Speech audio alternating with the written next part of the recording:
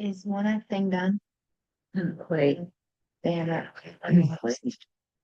what time did you come over? 5:45, and they 5:45. still having their dance party. They were still dancing on the stage. We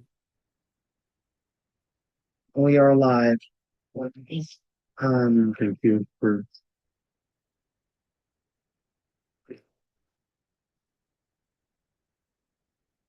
Can you log in and that? That's broadcasting. Yes.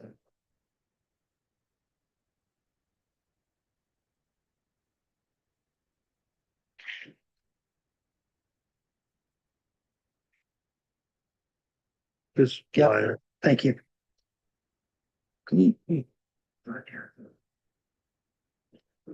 There's a delay on it. There is.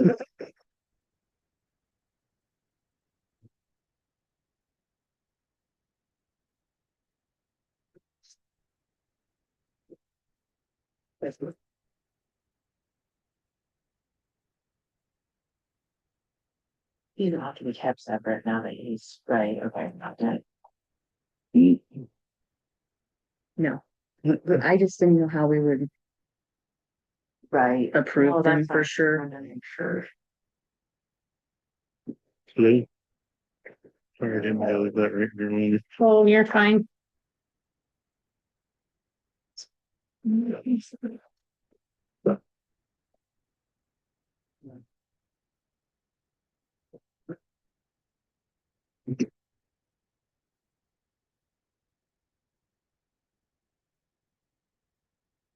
Mark say anything about that, Jan? I didn't hear anything from them. Right, but.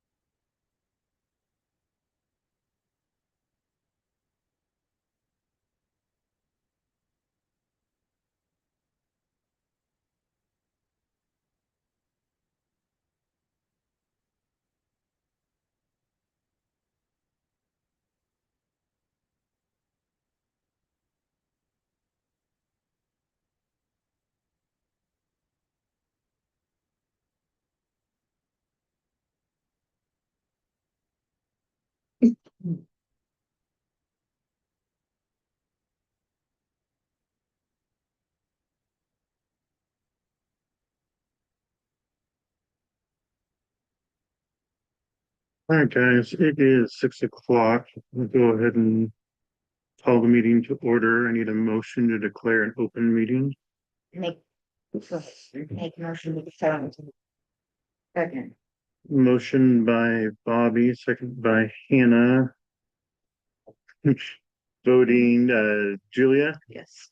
Mark is absent, Jason, yes, Hannah, Yes. Bobby, Yes.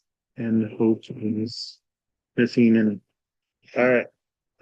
We welcome our visitors tonight. As per the law, the Board of Education does adhere to the Opens Meeting Act. A copy of that act is posted to the wall to my right.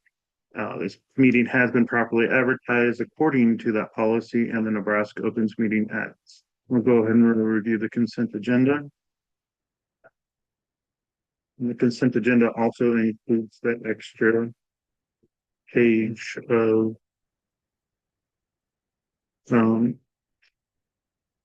There. Yeah, plan. I will make a motion to approve the consent agenda as presented. Second.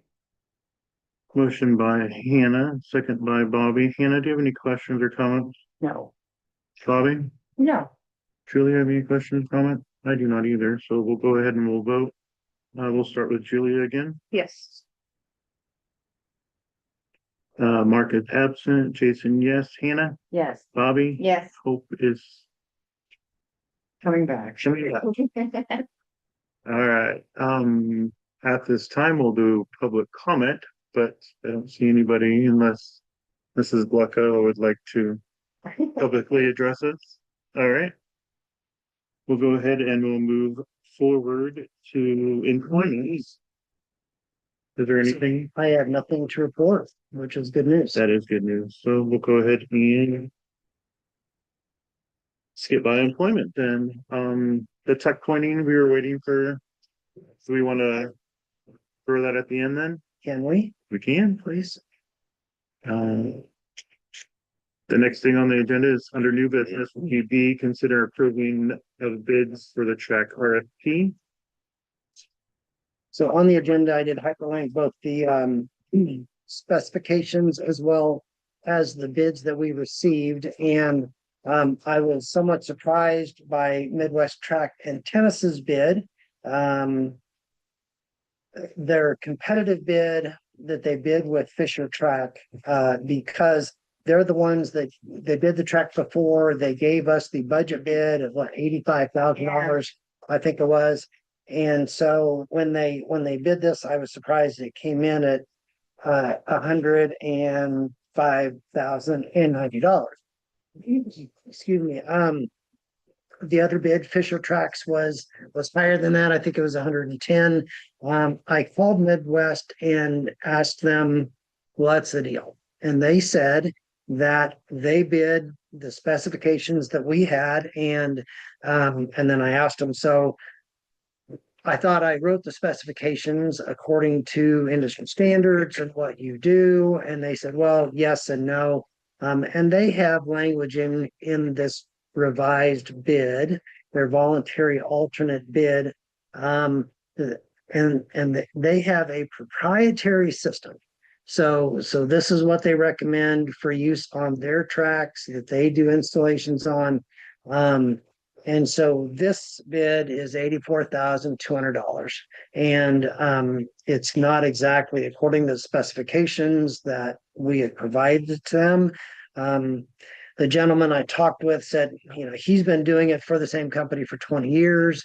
This is what they recommended. They've had very good luck with this process, that he would say that this process would do just as good a job and last just as long as the one that we had specifications for. This is the one that they kind of have their namesake on. So that's where we are with those bids. With the 105,000, it said something about a 5-year warranty, but I didn't see anything on the alternative, like the 84,000 one. Is the 5-year warranty on one and not the other? That's a really good question. That was the only thing, the big thing that I noticed its difference on, but I mean, And I don't see that on here. I would say, and I think that we need to find that out. Yeah. Probably moving forward. I do know that with guarantees, it seems like people rarely honor a guarantee. It's usually your fault because of A, B, C, D, whatever. But no, I do think, I apologize. I didn't pick up on that. I should have called them and asked them about that.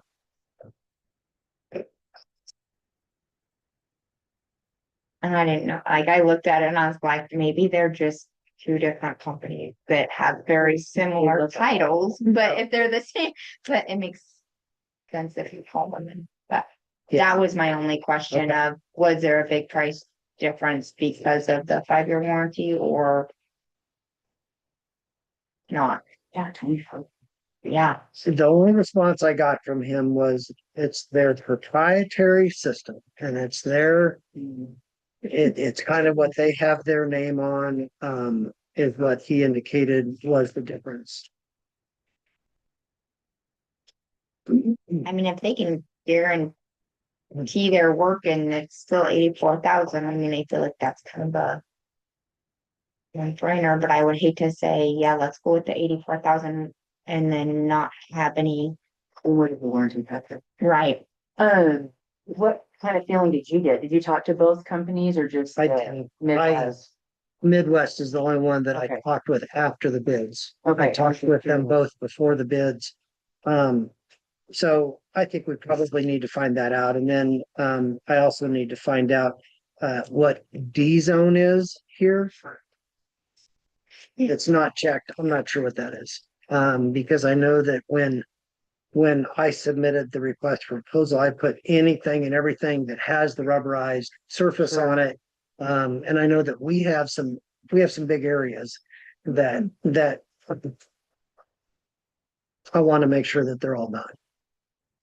I know, I think it was both of them though. They said something about not doing anything with like shot put in discus area, but I don't know that Right. there would need to be anything. They wouldn't. No, but I the didn't know if D zone would have anything to do with. I don't know that, but they do have runways. They do have high jump.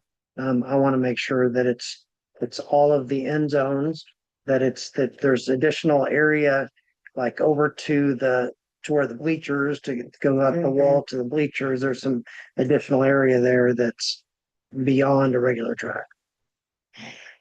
The other thing and maybe this is minimal, well, it might have been the very first one. Not from Midwest. They talked about doing the lettering on the track, yeah. On Fisher tracks, it says price includes upon the city. And I didn't see that on the Midwest one, which is cool. It's especially, with track being towards the finish line, but again, if it's extra price, I don't know if that's Okay, necessary to spend the money on. Okay. It's a I need to follow up on that It information. looks like they did.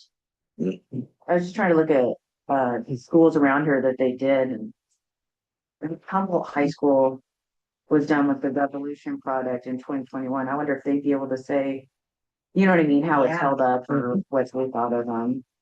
I mean, I realized that was 4 years ago and restrictions changed, but Alright. So that has a lot of Iowa schools with. Are you okay if I try to call the representative now? See if I can get a hold of him and answer these questions? Good. I found this one here though. It says you have to keep the surface clean, remove mud before it dries. Fill off the track on a regular basis monthly, but grease. I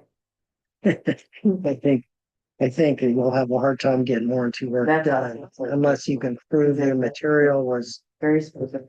outdated or something. Right. So I was not able to get a hold of. I guess I can call the next person. Well, if it's gonna be you gotta do. You feel like going off the track and all the runways and everything monthly. Is asking a lot. I'm just gonna listen, it's like everything that you're, yeah, that would do that.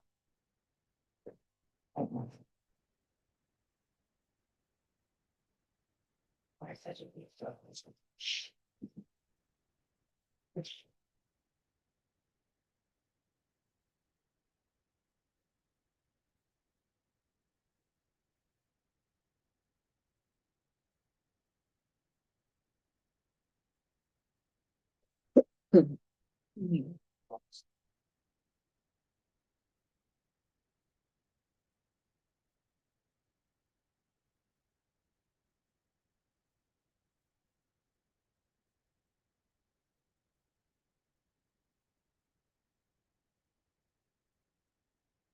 when you look at their scope of services, they look almost exactly the same, except for the warranty. That's why I didn't They're both a understand. two coating, it's both a primer coat, locate and repair any cracks. So I wonder if it is just all warranty.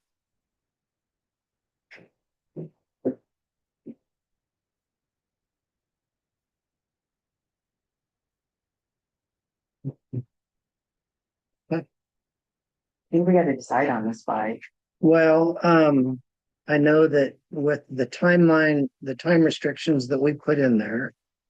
I don't know if that's in their bid as well. I saw it. There's a proposed timeline. Yeah, Disposal does not include sales taxes now.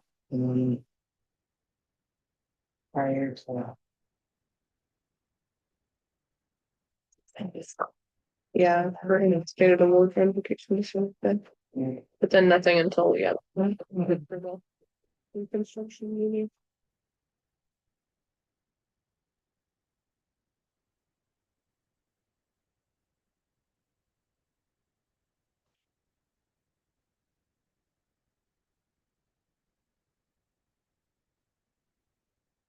I think we probably need to wait. To get those answered. Would the bid still be good if we table this for another month? No, they said it says 30 days, but I would think that they would be able to. Extend it. I would think so. Okay. Yeah, so. I think we're still pretty early, but. Could I get a motion to table it for the next meeting? Make a motion to table Right side. approval of bids for the track RFP to next month. I'll second it. Do you have any additional comments or questions, Bobby? No, Hope? No. Julia and Hannah? Nope. Neither do I. Okay, we'll go ahead and we'll vote. Mark is absent. Jason, yes. Hannah, Yes, Bobby, yes, Hope, Yes. Julia. Yes. Motion carried unanimously to table the approval for bids for the track RFP. New business C, enter in a standard contract to provide food service with the Pawnee City Little Learners. So this long document that I attached, I should have clarified that pages 22 to 33 are the pages that are relevant for us, because this is the contract, excuse me, between, we would be the contractee and they would be the contractor. So, we don't need to have attorneys draw up an agreement. This is already something that Nebraska Department of Ed has available for institutions and situations like this. This is a pretty common thing that happens. We contract with them and then it specifies. We specify in here some of the details, such as they'll be responsible for picking the food up here, that we will be responsible for making sure that it meets the requirements, that we provide the containers that it's going to be transported in. And then they pick it up and they return the containers and then they give us their counts a week in advance or something like that. So some of those details are all taken care of in here. The prices that we would use are the prices that the board established for meals. I really think that this is a win-win. This is a good thing for them, although they have to be willing to put in the paperwork to do everything that it needs to take to be that recognized by the Nebraska Department of Ed. They have to take care of the free and reduced lunch applications and all that with their people. They simply contract with us and we provide them the food. Of course, if we can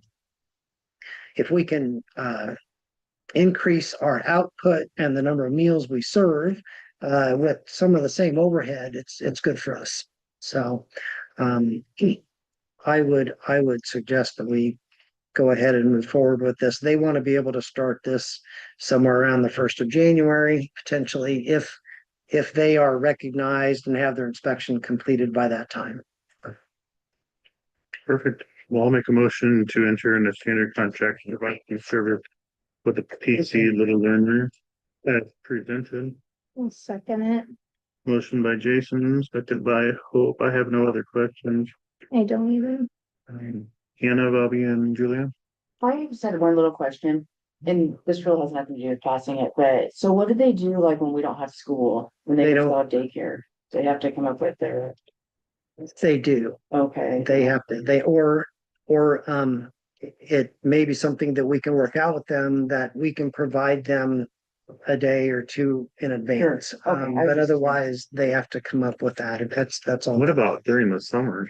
So during the summer with summer food program, I think that if they meet the requirements, they're able to stop by and pick it up, just like any other child. With July, so I So- think we did it in July last year. Yeah. Okay, I was just curious. So if we don't usually get a regular shipment in July, would that fall back on us on arranging that, or is that all on them? They would still just. So- Us. So we're going to do. Mhm. And if that doesn't work, then it's on them to take care of whatever needs those are. Okay. So, yeah. That was good. All right, before we vote, my son just texted me and they won. Yeah. Congrats. All right, going ahead with the vote for approving. Go ahead. Can I vote? Should I vote? Since I'm on that board also, does that make a I don't, conflict? I don't think that there would be a conflict. I don't think that would be a conflict. I I mean, don't think so. Okay, then we're good. Okay, it's really, I honestly don't. Good question. It is a good question, but I honestly don't think that, They're not getting a financial, yeah, it's Right. not, it's not Either anything that way. falls into the conflict of interest. yeah. I think you're good. Since when? All right, we'll go ahead and we'll vote on entering the standard contract provided to provide food service with the Pawnee City Little Learners as presented. Starting with myself, Jason, yes. Hannah, Yes. Bobby, yes. Hope, Yes, Julia, Mark is absent, motion carried unanimously. Um. The next item is to authorize Mr. Evans to pay the December 2025 bills that arrive after December 3rd. I will go ahead and make that motion as well. Second. Motion by Jason, second by Bobby. I have no further questions. Bobby? No. Hannah, Hope, and Julia? no, Okay, we'll go ahead and we'll vote then. Hannah, Yes. Bobby, Yes. Hope, yes, Julia, Yes. Mark is absent, and Jason, yes. All right, we will go back up to letter A, I'm assuming. with Yes. The tuck pointing. Yeah. Hi guys, hello, how are you? All right, Let's see. Thanks for having us, sorry we're a minute late. Come on up. What is it? We must all know this stuff. Oh, yeah, the. Oh, but, no, back. Oh, I like this one. My mom was a fourth grade and a second grade teacher, a lot of stuff, I sat in these classrooms. That's cool. Thank you. So we're good for A? we're good for A. Okay. Yes, absolutely. Okay. So, we want to welcome you gentlemen and encourage you to go ahead and introduce yourselves with Van Winkle Masonry and talk about phase one a little bit with our board. So I'm Sean Mulvaney, I'm the president of Van Winkle Masonry. To make a long story short, my sister was married to Jared's dad, and he passed away back in October a year ago. And I have been in Lincoln and been involved in lots of kind of businesses and been in the banking industry for a lot of years. And I said, Jared, you guys need a business manager. And he said, oh, great. Well, so I tried, I'm like, let's line some interviews up for you. And he's like, in the meantime, I think I can help you out. And then we kind of got to a point just recently where they were both coming, both my day job and this were becoming quite a bit to manage. And so I came over full time to just kind of on the business side of Van Winkle Masonry. So Jared is my nephew, but he is the owner. He and his sister are the owners. And Jared, I'll let you say hi. Jared.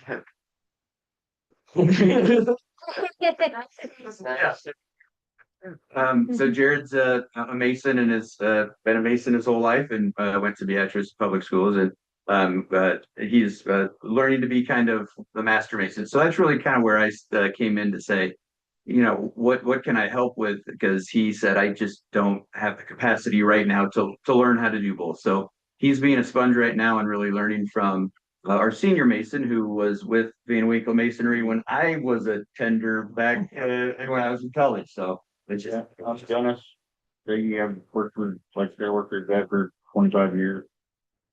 I'm just teaching the trade.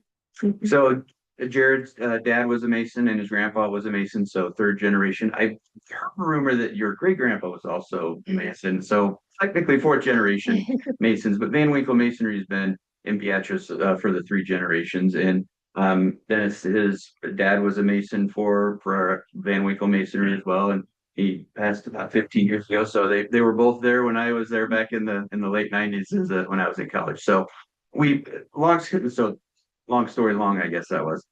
So we were asked to come out, take a look at the school and just kind of give our assessment of, some damage that was, possibly out there.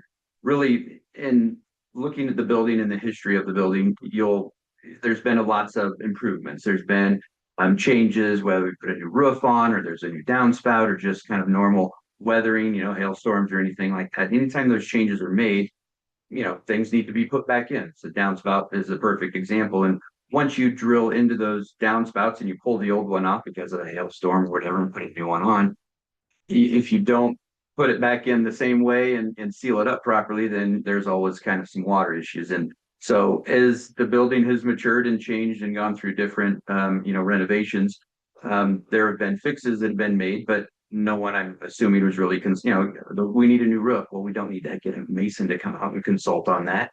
When sometimes you do, or it just, kind of creates a problem over time. And as you've noticed, water's getting in kind of behind the bricks and Denny has a lot of knowledge on these things, but it's a wave brick where there's three rows. And when water gets in behind there, it can sit back there and thaw and expand. And similar for in the first phase, we've talked about replacing the lentils or the irons that go under the doors.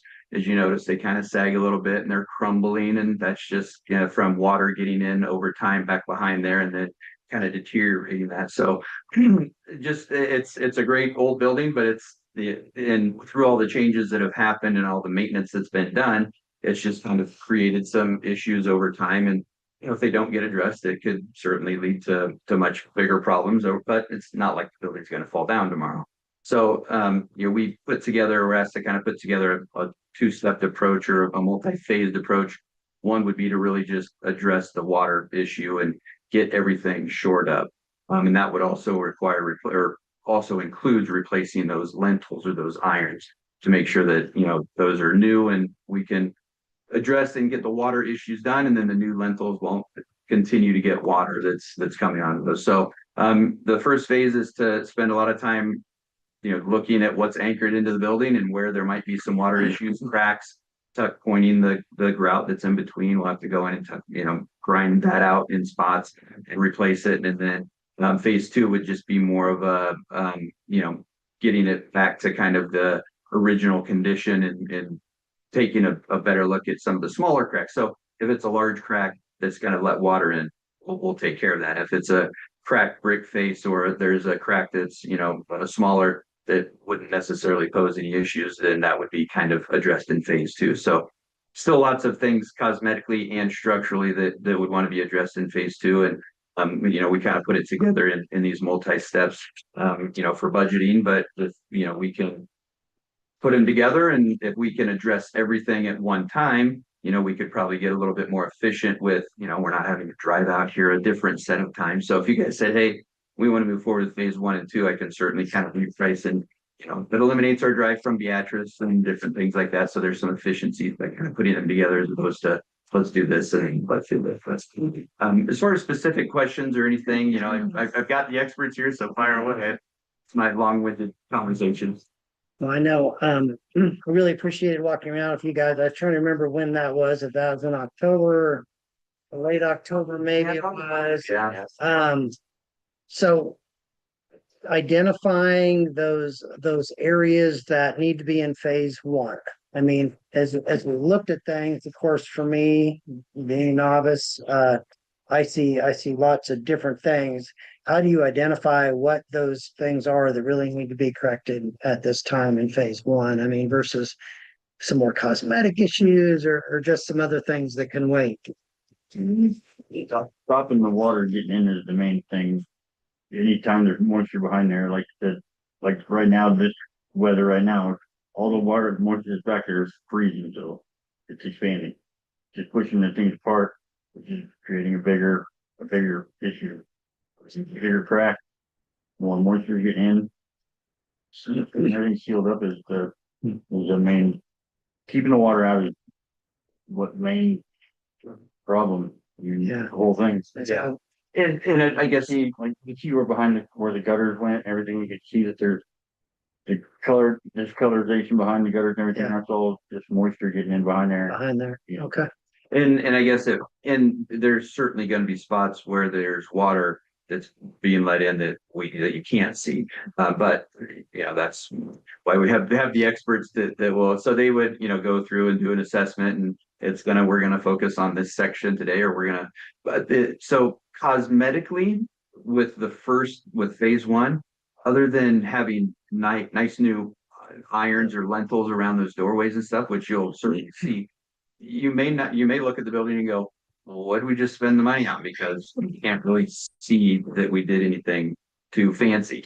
And that's gonna kind of be the case. We're gonna, kind of pull those gutter anchors off and make sure that those are right. And as well, you'll see some spots where we did see a larger project that we take care of. But with the 3 layers of bricks with those walls, replacing those irons is a pretty big task, because you've got to take all of that out. It's not like you just pull the top front ones off. You've got to go 3 rows deep, slide that out, put a new one in, and those are pretty big. With those big doorways, it's an undertaking. And the windows aren't probably, I guess, as difficult, but those big long flat ones that under the doorways are the ones that are kind of time consuming. So phase 2, you'd probably see a little bit more cosmetic. Oh, that looks nice. We talked about some of those sandstone thing. We could replace those or clean and repair them. So that would be a little bit more than excited to see. So, okay. What's your overall take for the building, the shape it's in with that? With the For the building, it's in pretty good shape, really. I mean, as far as structurally, like I said, the only real concern I've seen were the iron going over the doorways there. We just did a building, where was that over in? Thayer County Yeah. Fair or Thayer County Music Historical Society. You could just take a hammer and just tap the bottom of the iron and just shell off, so it's Better than. overall, Yeah.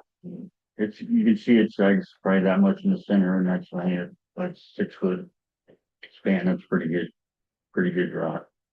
And I think, the other thing, not to paint anybody into the corner, it's just stuff like this isn't necessarily things that, like to reach out to a masonry crew and say, hey, we want you to come do this. Or we're like, it's similar to us. We'd rather be doing new construction and laying nice, new, pretty stuff. And so we've done, especially this year, we've done quite a bit of restoration. So we've done the restoration side. We just, we did that in Thayer County. We pointed all those, and we restored walls for a bank building that fell down, and we're doing the same for a building in Plymouth. So restoration is completely different than getting guys on a line that can just, like, Jared's great at being on the line and laying. The expertise of, all right, now how do we fix this old stuff? And that's where you've got to. Not that I'm old. But you learned from your dad, and he was pretty smart. So it's having the knowledge of what do we need to replace, and if it's somebody that's only been in the game for a few years, they're gonna just kind of start tearing stuff apart and putting it back together. Not that they wouldn't do it, I'm sure, a fine job, but there's kind of an art form certainly to that. So, any other questions? I just wondered, is the 46,800 for the phase one? Hands going, yeah. So that's the irons that are deteriorating on the door. So yeah, just basically the the entire goal of phase one would be to walk away from it and say, we're pretty confident that the next time it rains or snows or freezes, there's not gonna be due water coming in.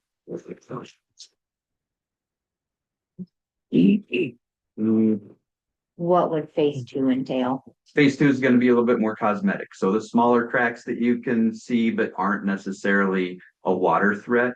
We would, so phase two is, we would come in and grind out a lot of the joints so if you go and look at the building, you can see there's mortar and maybe there's a piece that's cracked and not necessarily a huge water threat because maybe there's a brick over it. So just stuff like that, any place that there's kind of cracked or mortar that's coming out. Sometimes there'll be bricks, and there may be a brick where the face is popped off because moisture got in there, but they can still see, all right, it's still structurally sound and it's not going to deteriorate anymore. So you kind of pick and choose of those.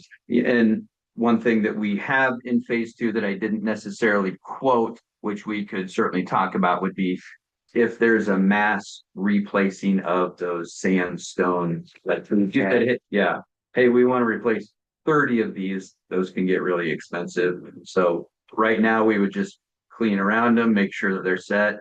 There's probably a handful that we may look at and say, you guys probably want to replace those. And then it would just be a pass-through cost as far as, we work with Venetian stone and they would say, okay, here's how much they are.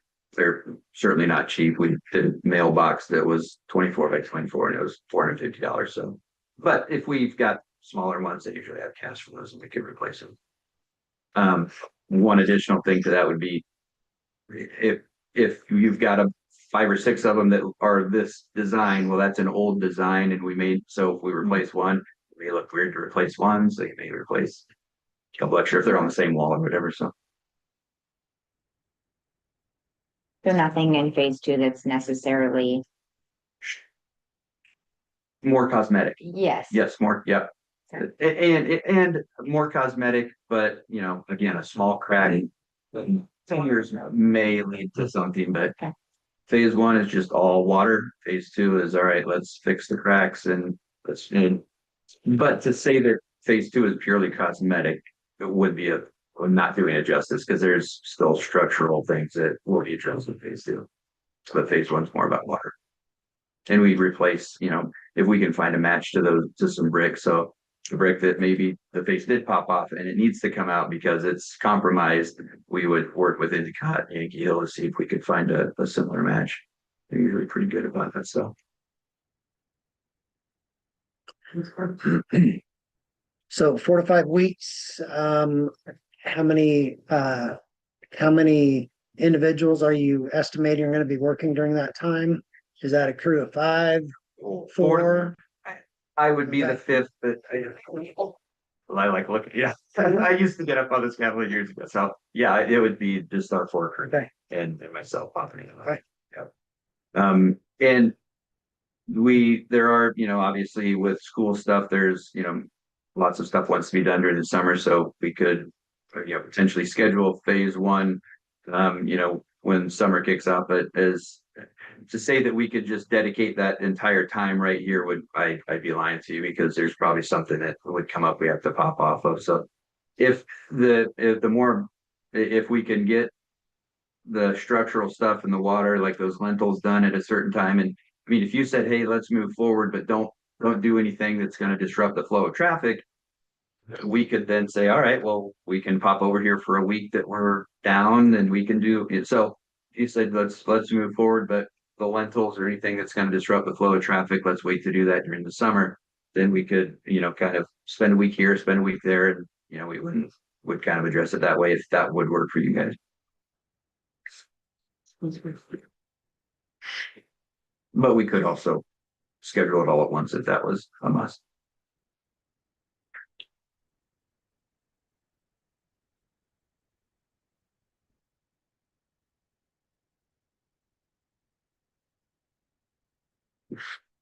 Why? Yeah, that's right. Feel like you're in the principal's office.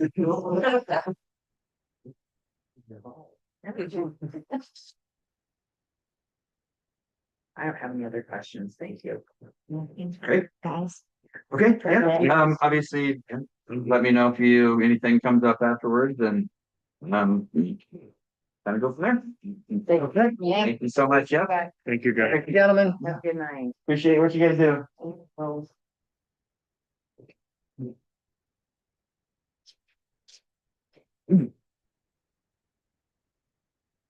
So just something you made act on tonight?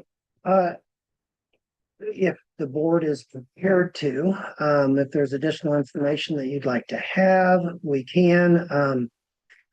I'm expecting Derek to get back here pretty soon. One of the conversations, besides just looking at the building and seeing that there's some needs toward this, is that we have had water issues. Derek could explain it much better than I can because I think he's actually been there, but I haven't. So this is by the men's restroom, by this north entrance. There is a space back there that we have electronics that our fire alarm system comes into. And I don't know if you've heard about the fire alarm at the high school, been beeping by the office. Lisa, you're familiar with this? Uh, it's better. They worked on it once. They came in. But what they told us was they have to rewire and move wires because there's water back there in the area and we don't know where it's coming from. And so that's led to, well, let's look at the roof. Let's look at tuck pointing. That's kind of led to some of this conversation is that we're seeing issues and I've talked with Todd Lytle and he doesn't know where it's coming from. He just knows we're getting water. Did we talk to anyone else or is this a daily quote? We have not. I reached out to, and I'm not gonna remember his name now, a gentleman from Fall City who basically said, "Oh, I don't know that I do projects of that magnitude. I do work, but I'm kind of one person, or maybe I will have an assistant at times." But he said it sounds like that's a bigger project. He said I can come up and take a look for you at some point. And we did talk about a week. I think it's the end of this week or toward next week. But I really don't think he's going to be interested in this as a project. I got the feeling that he has plenty to do in Fall City for the size of his operation. I bet it's hard to find people that do it. I was gonna Well, say, that's what I was thinking. And after having that conversation with him, I know, What is our board policy regarding It's like, this, I think it's, the dollar amount? isn't it 106,000? I thought I it think was I over read a I think it's 100. Something like Okay, that. so we're Yeah. that's, I just wanted to make sure Yeah, that. right.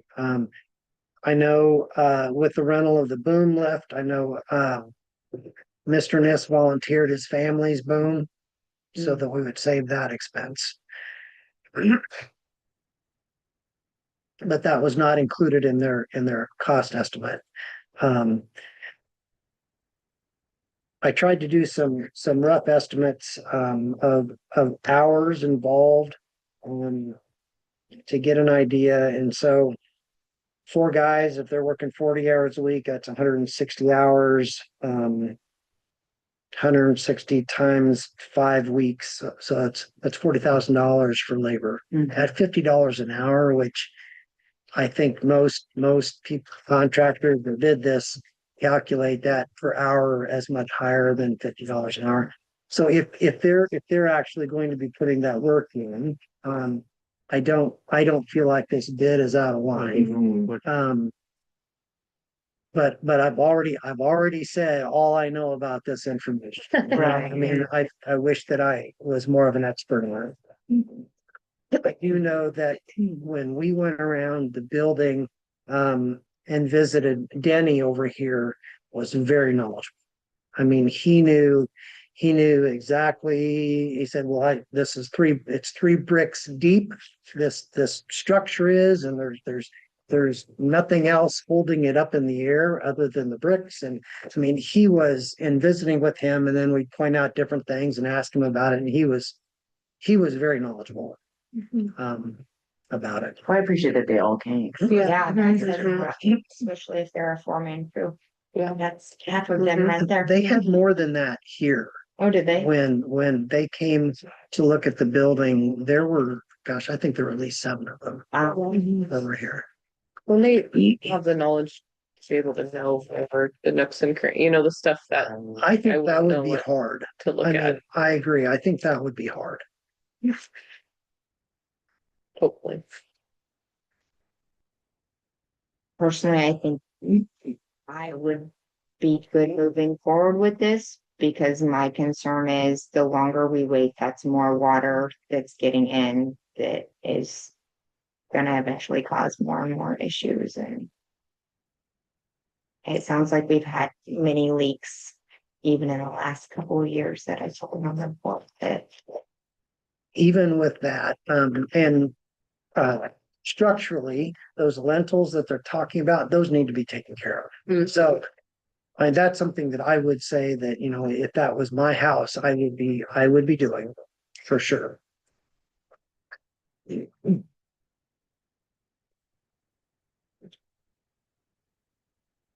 I will make a motion to um, approve moving forward with the phase 1.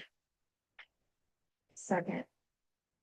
Motion by Hope, second by Bobby. Hope, any more questions or comments? No, Bobby?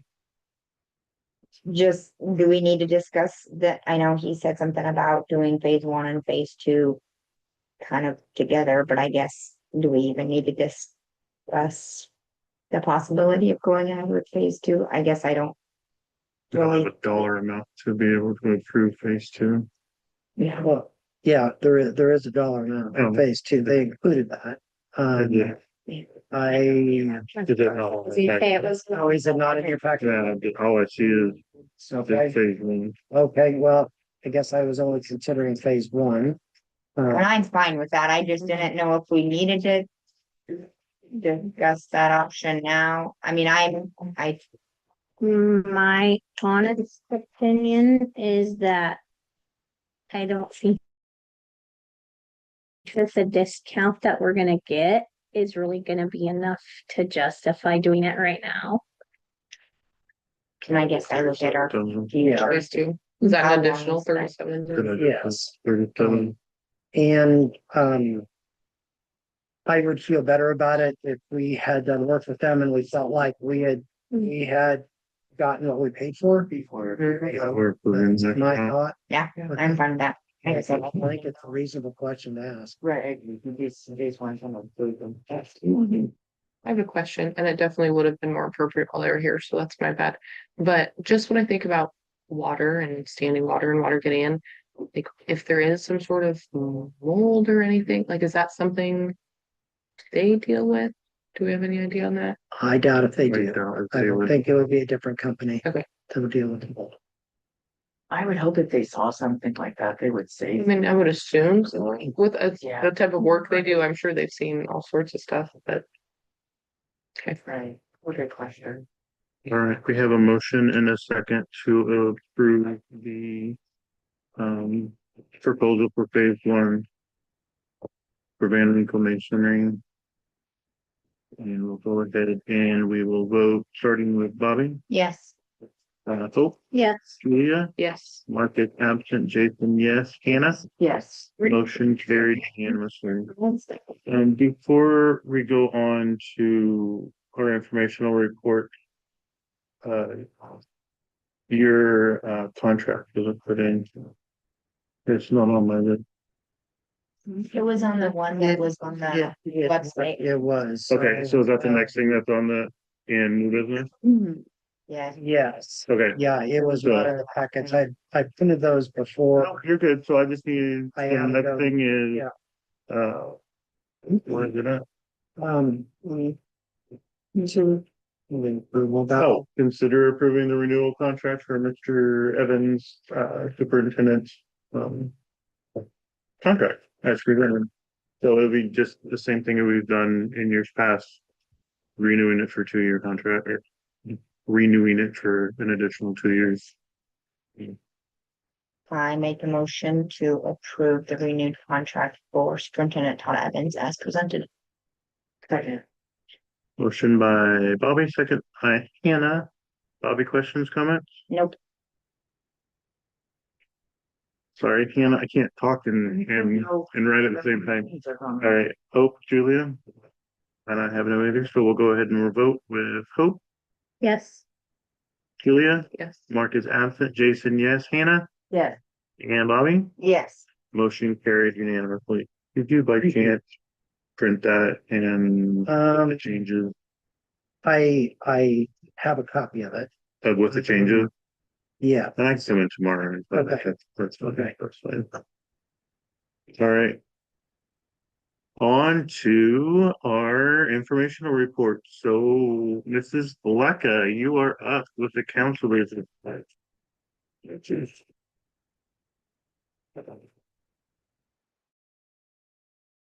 Let's start with our college visits.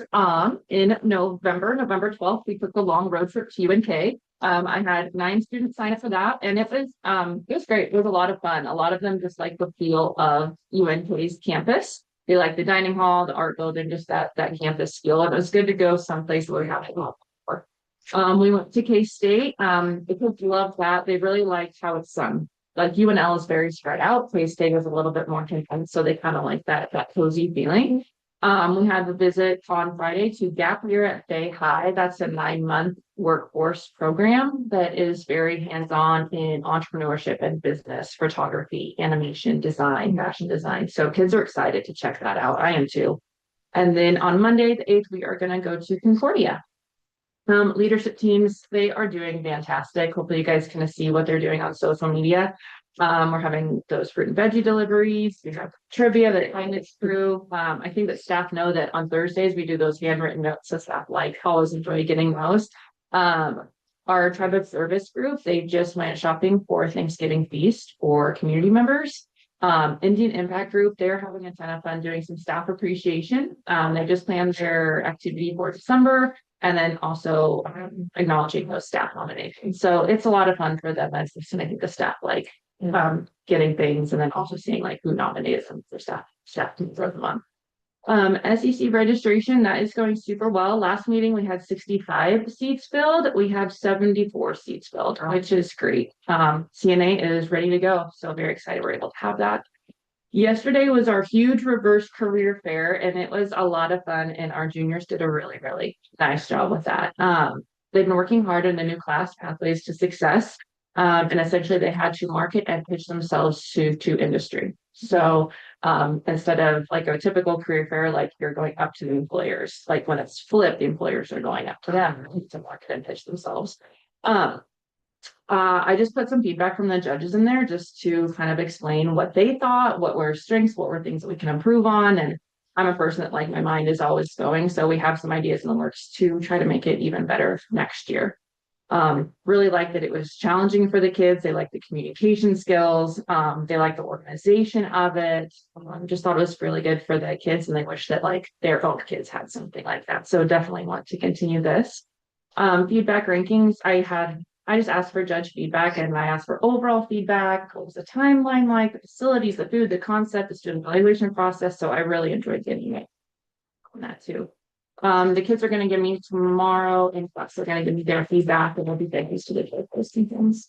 Part of this, they got a catered meal. We heard from a keynote speaker who is a Division I athlete. She works for Love Omaha Volleyball. So the kids really enjoyed getting to talk to her. And then I also put a couple pictures in there. The first one, that's our keynote speaker. She played volleyball for Creighton, and she's going to work for Love Omaha. The next picture was a student presentation. So she put everything out that represented her. She had letters of recommendation, business cards, resumes ready to hand out. Next few pictures, some kids brought in things like another student brought in like another board to represent her family's business. She had her step binders. I mean, things that just really represented her. And then we had a junior in the class, like an entrepreneur. He brought in his invoices, their growth chart, tools that he uses, their signs, everything. People were really impressed with the kids. So it was a lot of, and they represent really good. So we're hoping to continue that one. It sounds cool. Thank you for doing that. I heard a lot of things back from both some students and Good. some people who were involved, so. Good, good. And the kids are like, it wasn't as bad as what I thought it would. I can just imagine hearing them. Yeah, and it's fun, and I enjoyed talking to the judges, and we had some really good judges who volunteered their time, some PC alums, my sister-in-law, my brother, we worked with ESU 4, we just got a wide variety of people who were really, really good with the kids. Was it at? It was at the Country Club in Beatrice. I really struggled with finding a location. I didn't want to have it in the gym. I wanted it to have somewhere kind of like elevated a little bit. And if the winery would have been open, that would have been perfect. So I did struggle with that a little bit. I would like to keep it local. One idea that I actually had was, could we work with Sunaday, maybe have it at one of his facilities and have an industry tour along with it? That's just an idea but that was definitely a struggle, with finding a facility that was large enough that could have the catering, that had the tables and the tablecloths and things like that. So. I'm just curious. But Erin Hamilton from ESU 4, her husband is the supervisor at the country club, so we kind of ended up getting a little bit of a deal there too. So Very good. good. Thank you. Thank you. Mr. Ness, you're up.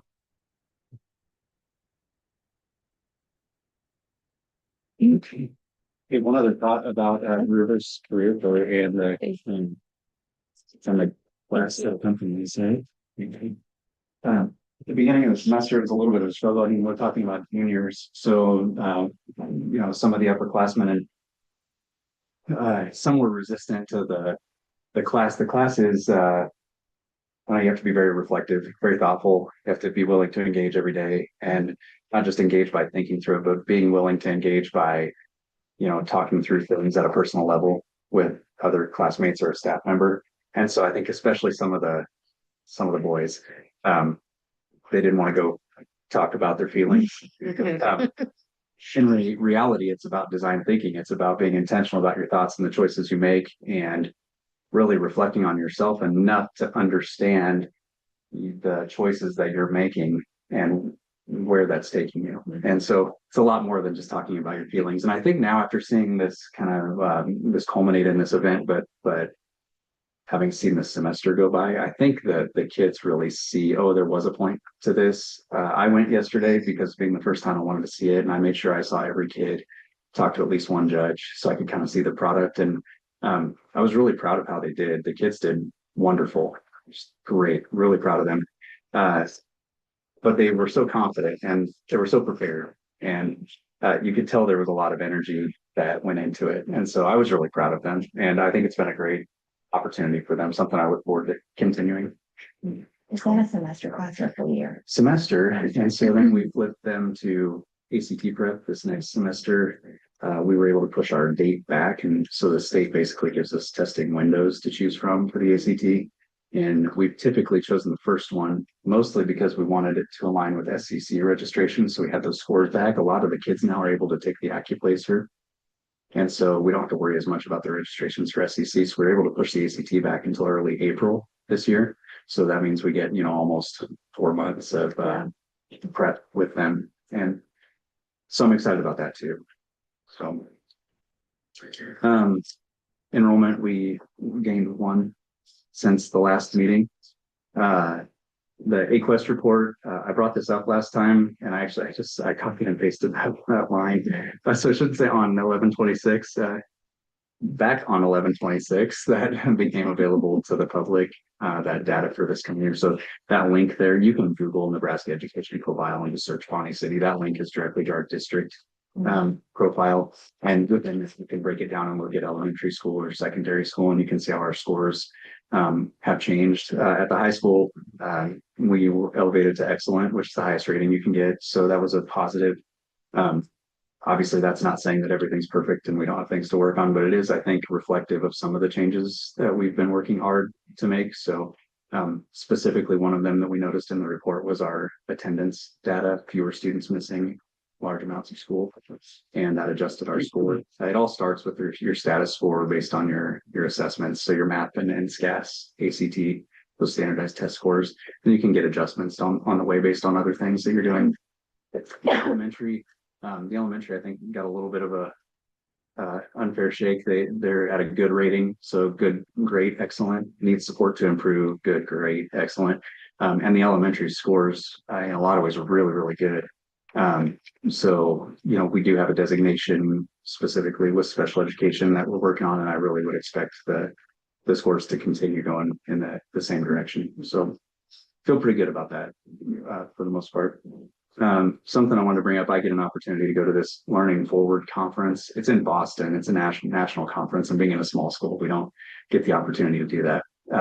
The ESU, recognizing that one of the shifts in schools is kind of the change in what you're asking of administrators. And so one of those things is that going from more like personnel managers, administrators are asked to do more all the time, and instructional leadership is something that principals are taking on a lot more in small schools that don't have curriculum people or assistant principals to designate tasks to.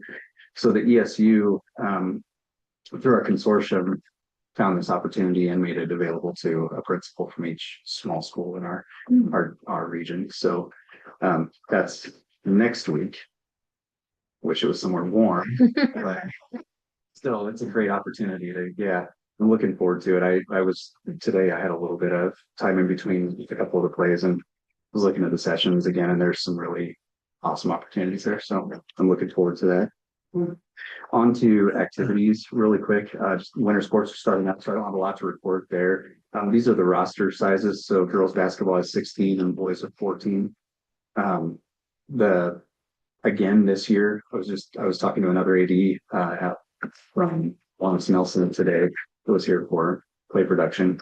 And we were talking about the changes in schedules based on low roster numbers. A lot of schools can only play 1 quarter or 2 quarters of JV, some 3. We're in a position this year with 16 and 14 that we'll be able to play 4 quarters barring injuries. So that's kind of nice, but there's at least 5 schools in our conference that will have to play modified games just based on roster sizes. So I know one of our newer opponents, South Holt, they won't even be able to play JV. Like we talked about at a previous meeting, Lewiston and Sterling are co-opting for girls there. So low participation numbers continues to be an issue. For us, 16 and 14 is not where I'd want to be. At least it gives us enough that we can still have a full varsity and full JV squad, but it's still a little low.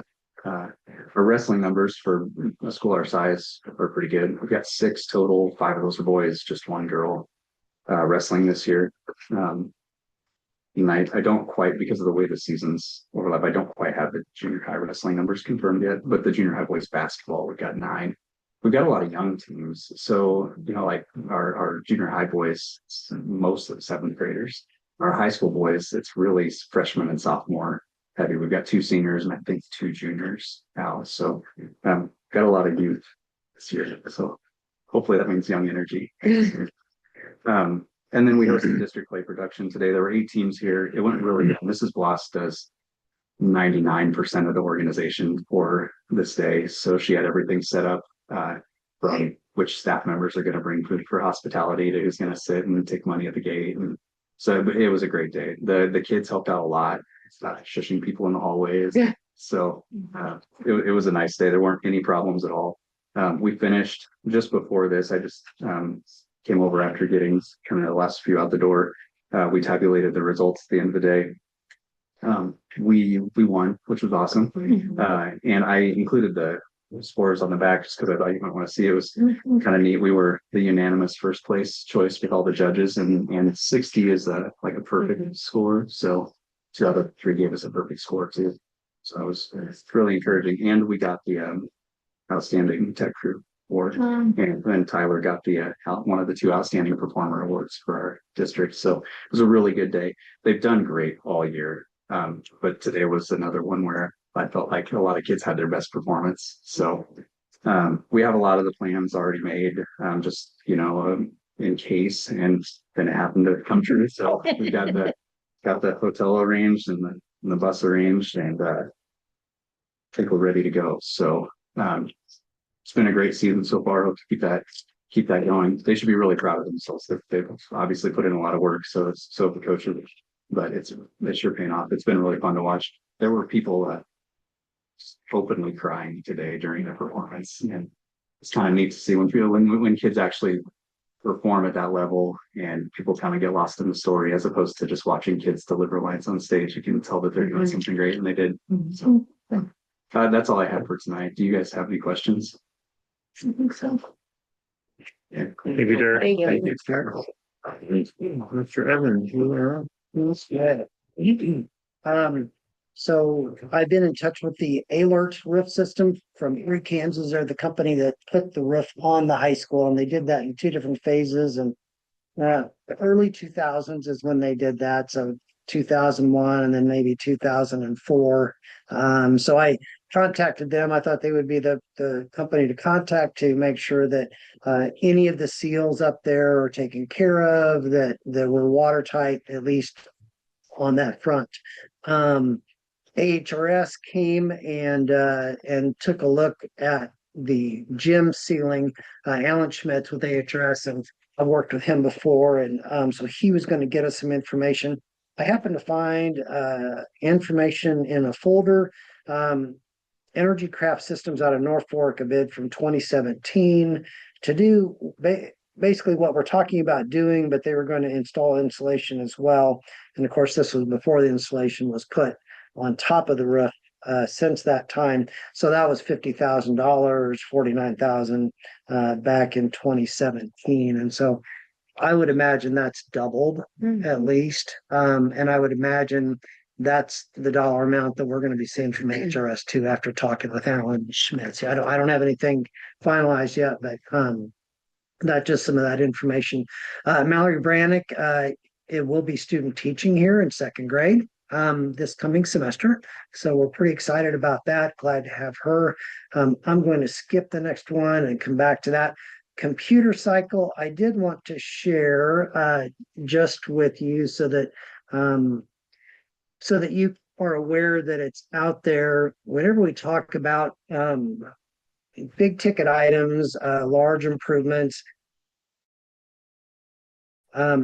technology has to be a part of that. And it's in the scheme of things, it's not huge, but it's big enough to make a difference. And so I just wanted you to be aware that we do have plans in place. And I got this from Jeff. So teacher computers and staying on technology, current year 8,000 or 5,000, next year 14,000, and it fluctuates a little bit. That's for teachers only.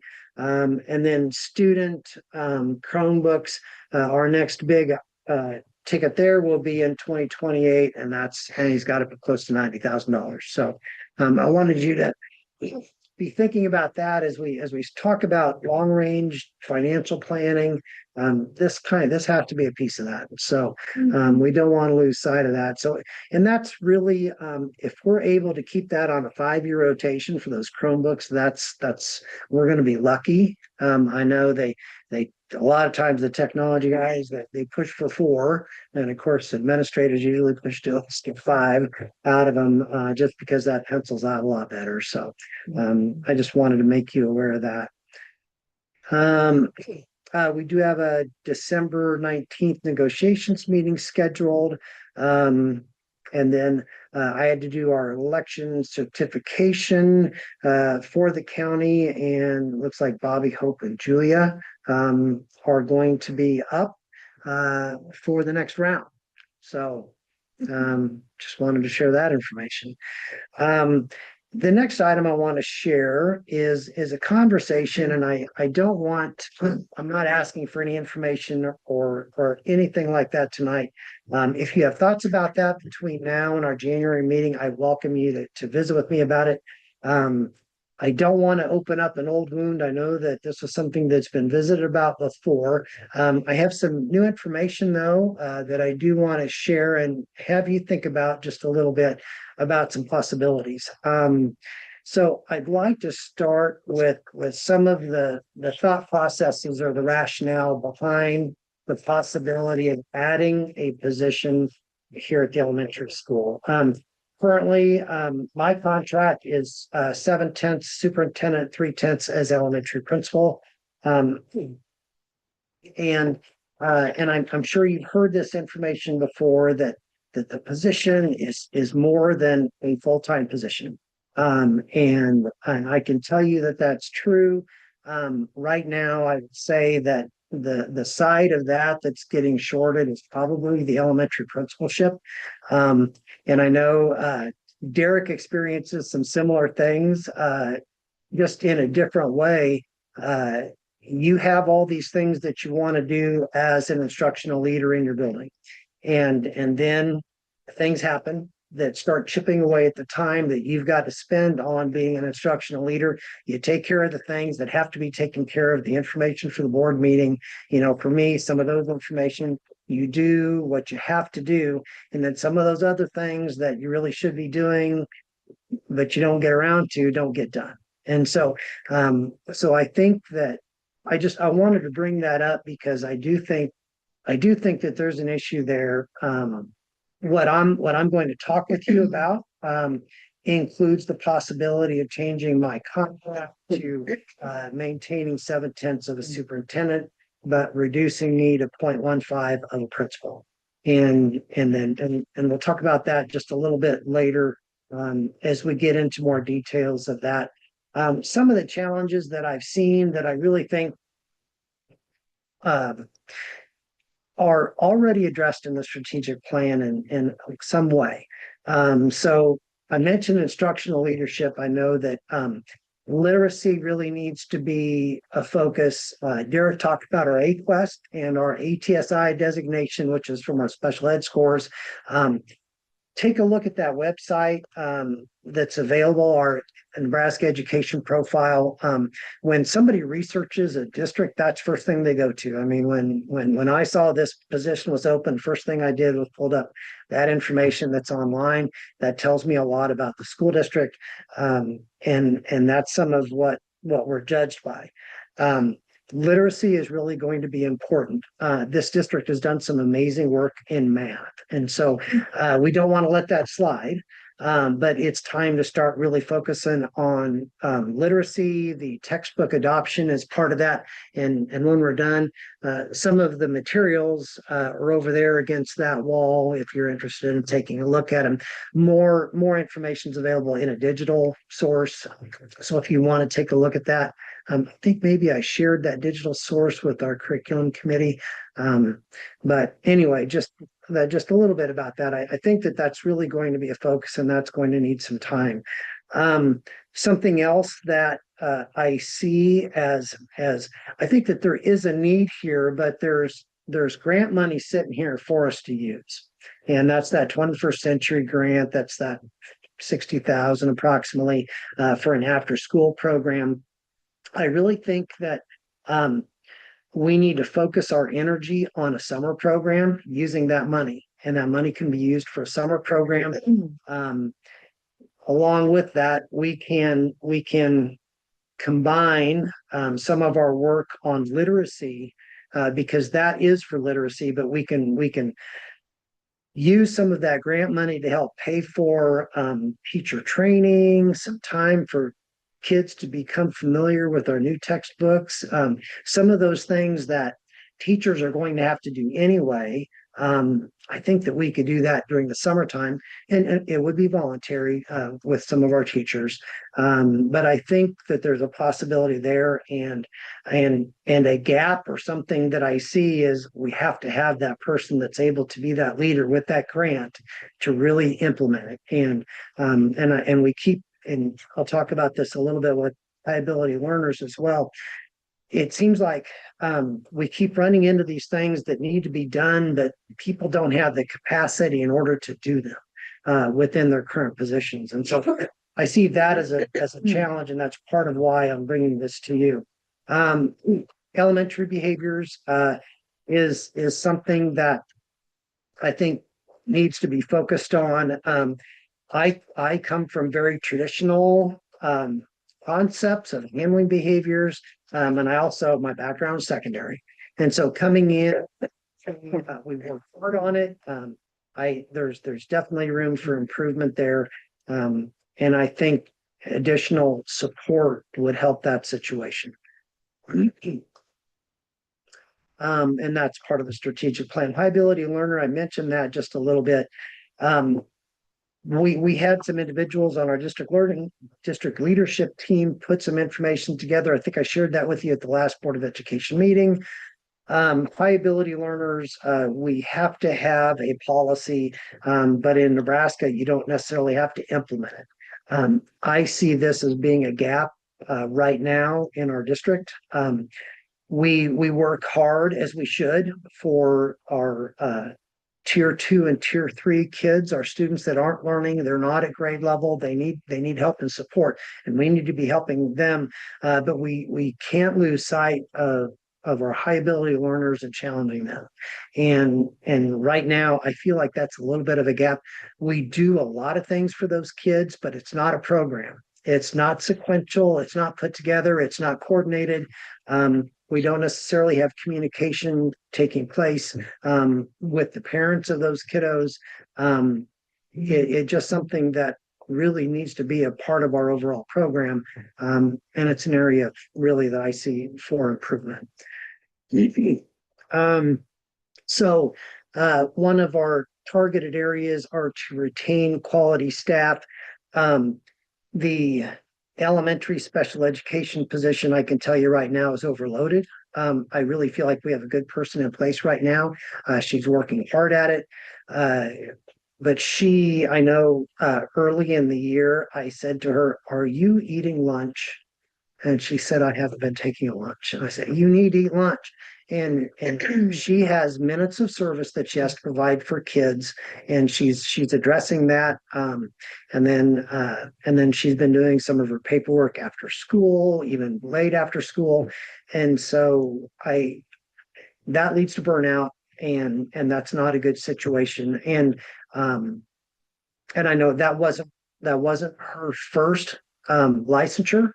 She didn't go into special ed because she was kind of pushed that direction. She was a classroom teacher first. And so she's been doing special education. I want to be able to retain her, but I also know from what I've heard, that's been a bit of a revolving door in this building. And I think that that's part of it, is the load is too much. Now, I want to share with you that we have taken steps to try to help that short term. I know Mr. Niss has worked with the special education schedule at the secondary building, and we're going to make Mr. Martin available for about an hour and a half over here to help provide service minutes to kiddos to at least provide her with a little bit of plan time and hopefully lunch. So anyway, I see this all kind of coming together as a need. And then one of the other areas in the strategic plan is to create and implement a plan to improve our special education student performance. And we're going to be working on that district-wide, because our special education students are all of our students. They're not just our special ed teachers, students. And so we need to work on that as a district. But I also see that additional support here in this building as an area of need. So one other area, and I don't know if this concept could help this or not. I know we've talked about that. Supervision of activities is a challenge in a district our size when there's two administrators. We do have an assistant AD, but he's also a basketball coach, and so he's there at activities in a different capacity, and that kind of makes it difficult for him to provide supervision. But supervision of activities is another challenge in our district that I see possibly leading to burnout or leading to challenges down the road. So anyway, where this all leads us is to money, right? I mean, it always comes down to what you can afford, what you can't afford. I tried to create a scenario where in some way, shape, or form, we would be hiring a half-time special education teacher and then a half-time associate principal or lead teacher. And I say lead teacher because I want to have flexibility to hire the best candidate for the job, even if that candidate does not have an administrative license. So now that changes The job responsibility is a little bit, if they don't have that administrative licensure, they cannot be the evaluator or the supervisor of teachers. So that's the one big difference that it is. What they can do is they can be in charge of the high ability learner program, or they can be in charge of the ELA and literacy program. And then if there are staffing issues, that becomes the responsibility of the administrator to address a staffing issue. They could be in charge of paraeducators as a non-administrator. So some of those things I see coming together. When it comes to money, 80% of special education is reimbursable. It's a year in arrears, so you don't get that reimbursement until the following year. But in thinking about that, I tried to come up with a reasonable idea of what it would cost a person with a master's at step 6, which usually a special education teacher has a master's, and so they're not an entry level teaching position. And so that on our current salary schedule, that's 59,500. Half of that's 29,750. I took benefits and I just tried to figure out what the average cost per teacher is for benefits, and it's 33,000 approximately, give or take $100 there. So half of that I figured, and so that is $46,250. With 80% reimbursement, the district cost would be $9,250. Thinking about a half-time associate principal, I tried to go high on an estimate. I don't know if it would cost this much. I put $90,000 for a full-time position, and then I worked backwards and took half of that, and then the other half of your $33,000 benefits are included. FICA is not included in this, so it'd be a little bit higher than that if you want to include FICA. So that total cost, and this includes the 80% reduction, is $70,750. So one idea was assistant AD, but so trying to think of where you come up. How are you going to come up with the dollars except out of the general fund? And I left the assistant AD alone. $1,664. I think I don't know that that's enough revenue to take away the duties that we're getting out of that position right now to consider that as revenue. But I did include 21st Century. If that person's in charge of that, we could use $5,000 toward that administrative salary, that lead teacher salary. And then if my position becomes, right now I'm 30% elementary principal, if half of that is used, then that's $19,500 for 24,500. So cost to the district would be, round figures, 50 grand additional money. So I just want you to just give that some thought. If you have questions, if you have concerns, please reach out to me. I would like to come back and visit more about it in January. But I've tried to make it as reasonable as possible.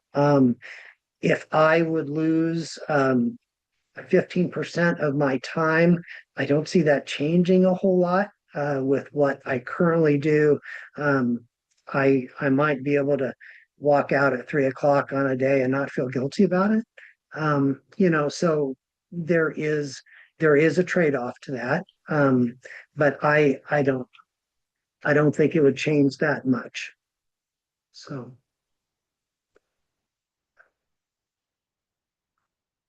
Anyway, do you have any questions right now? Who did a lead teacher versus a superintendent or a assistant principal?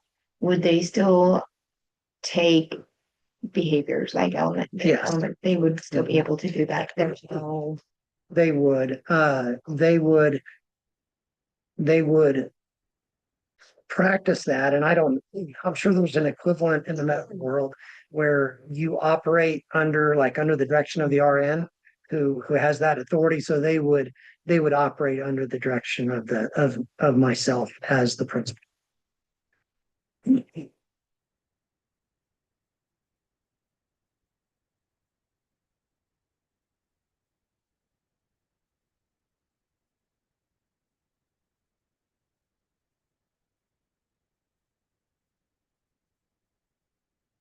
Thank you for Mhm. putting this together. Yeah. It's very, The breakdown is, the breakdown helps out a lot. yeah. And I don't know if you're able to kind of share that with us. After the meeting, so we can, if we do have any questions, when we come back and review it. Just in like a PDF or But how something. many elementary do we have in special ed? I know it depends on the severity. Oh, God. I was just curious if you knew off the head around about. Uh, I want to say 22 that are currently served here.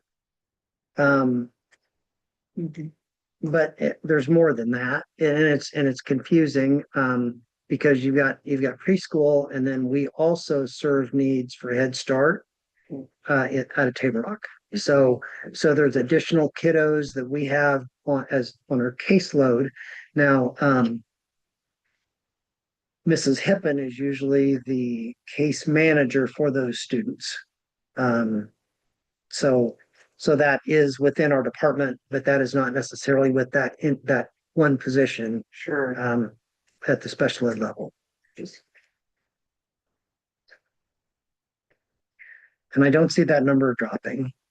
I know that, our district is, I'm gonna throw a number out there, it's gonna be close, about 5% higher special education rate than the state average. Maybe 5 or 6. I know in the past it's been hard to get, especially. Do you think it would entice people more by knowing they were part-time? I don't know. I don't know. Yeah. I think it might, and I do want to,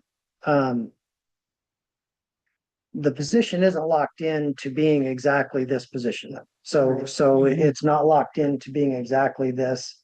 We would open it up internally. I don't know if we would have interest or not. And then we would also open it up externally to see who we would get. But if it's an internal position, that might create a situation where somebody would stay in their current position for half time and you would hire somebody else. So I mean, there's some different possibilities with it. But you're right, it is hard to find special education teachers. I think HTRS has had one advertised for a long time. Shayna is the one that does elementary. Yes. She was currently doing classes to get her endorsement, correct? She Is she took her done with- praxis and she is licensed in Okay, special okay. education. Yeah, And then when you had hired her, she wasn't quite. correct. She is now. I just, a month or so What- ago, I went back to her and checked on it. Okay. Yep, she hasn't.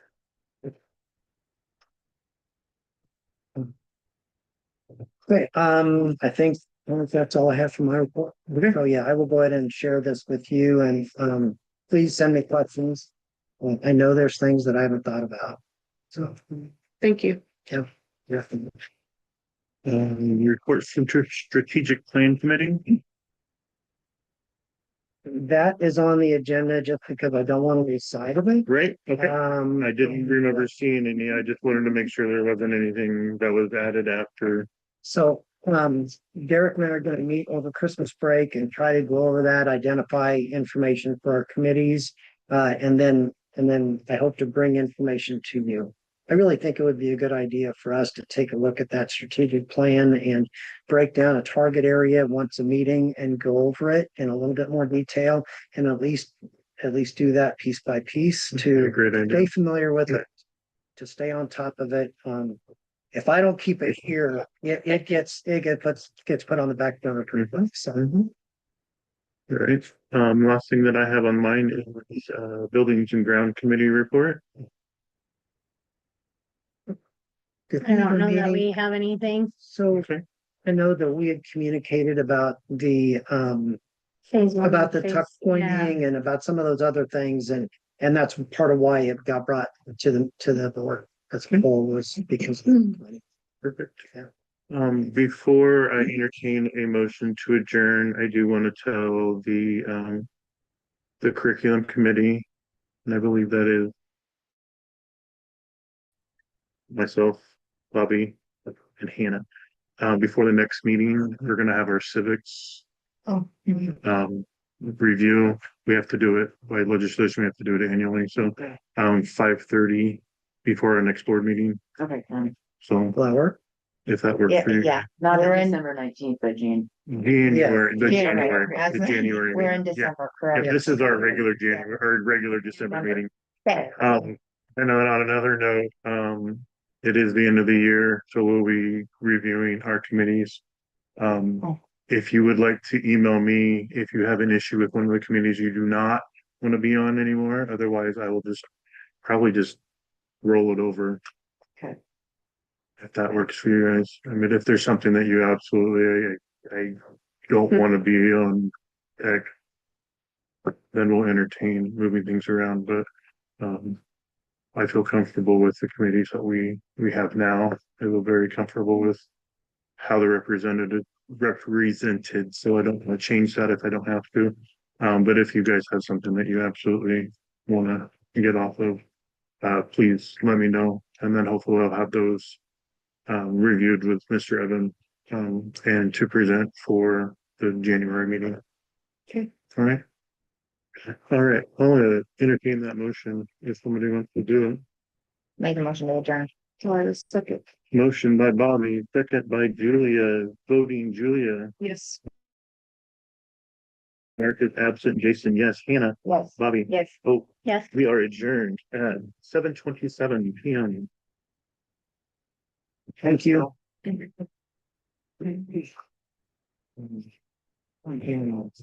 I just. That would be the next January.